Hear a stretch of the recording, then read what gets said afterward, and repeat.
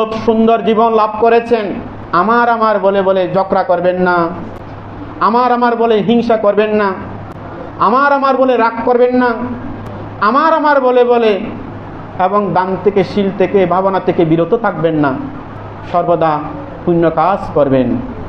আজ আছে কাল যদি মৃত্যুবরণ হয়, আজ সুস্থ আছে আগামীকাল যদি অসুস্থ হই, তাহলে কি আমরা পুণ্য কাজ করতে পারবো? আমাদের এই জীবন নিত্য নয়, অনিত্য, পরিবর্তনশীল। এই সম্যক দৃষ্টি আমরা উৎপন্ন করতে চাই না। আমাদের যখন দেহের বল থাকে, বাহুর বল থাকে, মুখের বল থাকে, অর্থের বল থাকে, আমরা কি করি? তখন আমরা ওই মিথ্যা দৃষ্টির আড়ালে আমরা নানাবিধ অকুশল কাজ করি।